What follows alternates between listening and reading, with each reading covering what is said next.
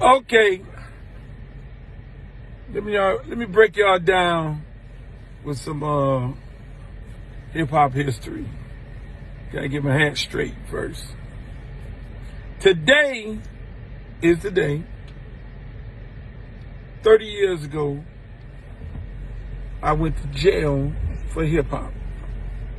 30 years ago. 30 fucking years ago. I went to jail. Tell you a little story. Because a lot of people get on here and go to talking about the little hip hop stories and hip hop this, who's the greatest rapper, who's the greatest this, who gets these accolades, who are this and who's that and all that, and my friend is this guy and the executives and all that. None of them motherfuckers came to my aid. Just so you know. None of them. Not one. We were fighting, and let me tell you how this thing went down. My record was deemed obscene in a federal court. Our record, 2 Live Crew. Judge Gonzalez, obscene. We lost the case. I paid for that shit. Nobody came. Nobody came, made no donations. Nobody, no Russell Simmons, no Leo Coins, nobody came and say, hey, look, Luke, we want to put money into the defense of this because we know if you lose this case, it will set precedent that nobody else can say explicit lyrics on the record. Nobody came. Matter of fact, they shitted on us.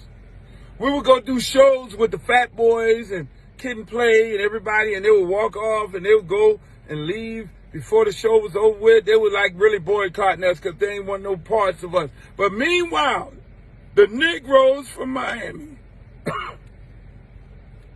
get my record banned. Spent all that money, $500,000 for the first case. I could have just said, okay, fuck it. I'm out the door. I ain't getting ready to go to jail. It ain't about a life or death situation. So the record gets banned. I go to my lawyer and say, fuck it. We gonna appeal it in federal court. And you know when you go to federal court, you don't win. We went and appealed it in federal court. Meanwhile, when they banned the record, I said, fuck it. I'm gonna go perform. Went to the Club Ventura in Hollywood, Florida. Sheriff Nick Navarro, he's dead right now. What did I do? I said, hey, boys, I'm going to jail. Y'all going with me? They said, yeah, fuck it, we'll go too. I said, the police is out there, they're going to lock our ass up. We went out there, we performed, and I got my ass locked up. And that was for hip-hop. Hip-hop.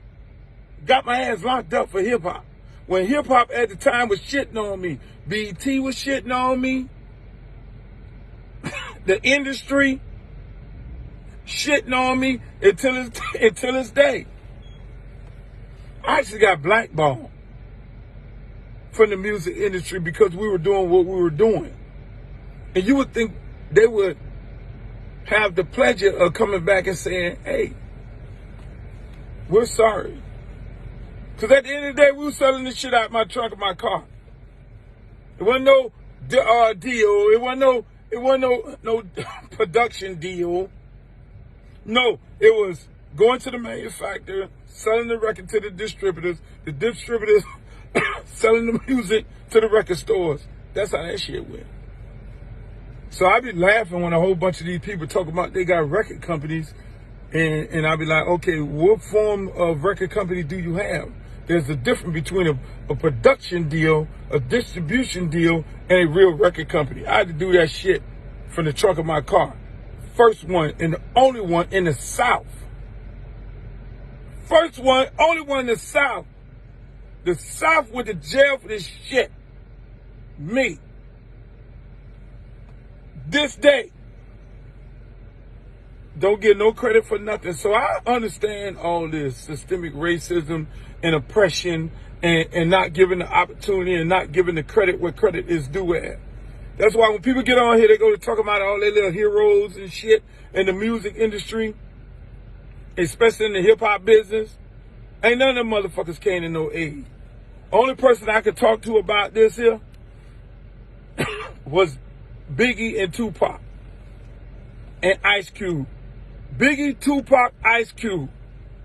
And then Goody Mob came along the way, and I would sit down and chop it up with them boys, Big Gip and all them, because they felt they felt that.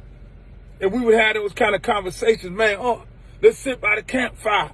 So, bruh, I'm telling y'all, I understand what these boys going at with this systemic racism and being blackballed from the business. Because I can tell you one thing right now. Ain't no Craig Cobbin, ain't no Leo Cohen, ain't no Jimmy Iovine, ain't none, I'm just keeping it 100. Ain't none of them boys got nothing on me. This business here is what I do. But unfortunately, I am black. And unfortunately, I am not one of those sellout black guys that they've gave those kind of deals and those opportunities. I ain't never sold out. So they couldn't get me like they get the rest of these dudes right now. Because I'm a real fucking black man. It's just that simple.